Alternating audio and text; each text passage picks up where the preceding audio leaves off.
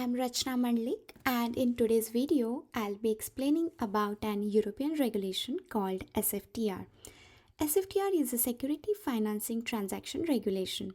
This has been came into action across European region in 2020, which aims to reduce the systematic risk in the security financing market by increasing the transparency and surveillance to regulators.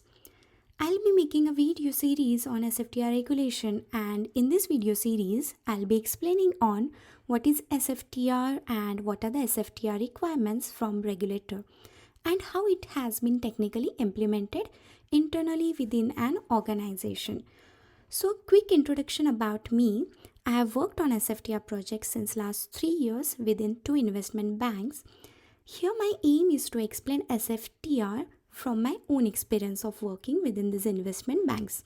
However, internal working within different firms might be a little different, but it will give you a rough idea about its working within your organization. This video series is for those people who are currently working on SFTR project or who just newly started to work on this project or who are just interested. So, let's start. Let's know the basic things about SFTR. So what exactly you needs to know? So there must be a few questions in your mind about SFTR. That is, what is SFTR, why it is needed, and who needs to report under this regulation, and to whom we needs to report it. And after answering all the question, it is also important question that what needs to be reported. And after all this, we will also discuss about the other market participants which do not needs to report but they play a vital role in SFTR reporting.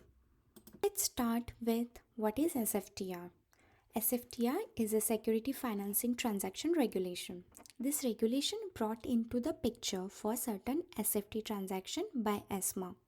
So ESMA is basically an European Securities and Market Authority. ESMA works in the field of security legislation and regulation to improve the functioning of financial market within Europe, and it also gives the protection to investor. So SFTR is only for those parties who are doing their businesses in EEA region, that is a European Economic Area. And SFTR is a dual side reporting, that is both counterparties of the trade will be reporting to ESMA. So here you can see the implementation timeline of SFTR, which started around in 2018 and it finally implemented its first phase in 2020 quarter 2. So there are different phases which include different types of counterparties of firms. For example, phase 1 firms are like investment firms and credit institutions, and phase 2 firms are like central security depositories and central counterparties likewise. So next question comes to mind that why it was needed.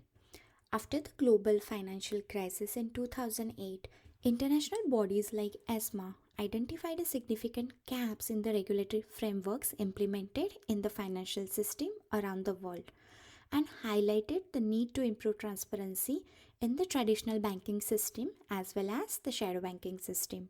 So shadow banking is a little different. They distinguish themselves from the banks by not accepting traditional deposits.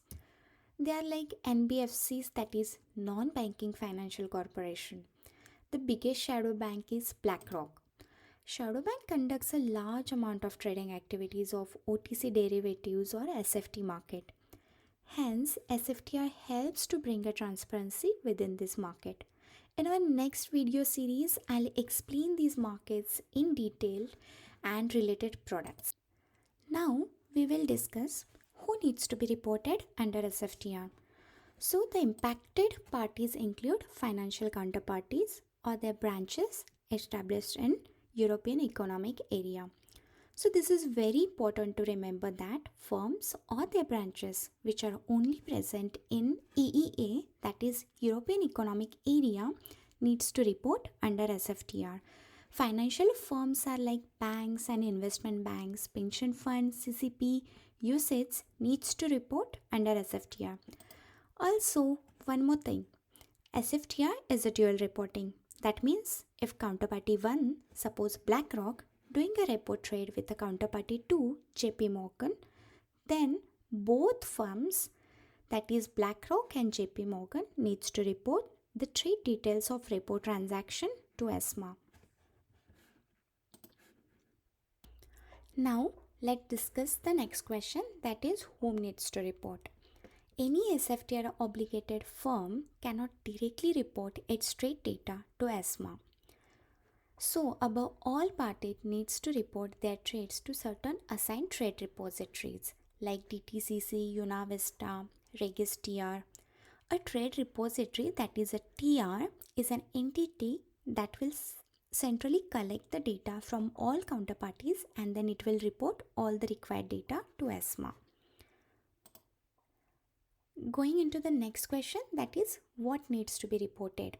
So ESMA has instructed to report below SFT products, that is repurchase agreement, also called as repo, security lending, which is also called as SLAB or SLEB, or third product is, that is a buy sell back transaction or sell back transaction, that is a BSB, and the fourth and last product that we need to report is a margin lending product. Now, this section is an important section which will discuss about other non-reporting participants under SFTR. Apart from previously mentioned firms or parties, there are other market participants involved who does not needs to report under SFTR, but they play a vital role to help reporting of SFTR. So these parties are agent lenders, tri-party agents, third-party vendors like IHS Market, Trax or equivalent, or prime brokerage firm, or like trade repositories like DTCC and RegistTR or UnaVista. I will also explain these participants and their working in detail in my next video series. So this is all about SFTR basic introduction. I will cover each and every part in detail in my next videos. You can share your queries and feedbacks on below email, that is worldof.repo.slab@gmail.com, and you can also comment below. Thank you.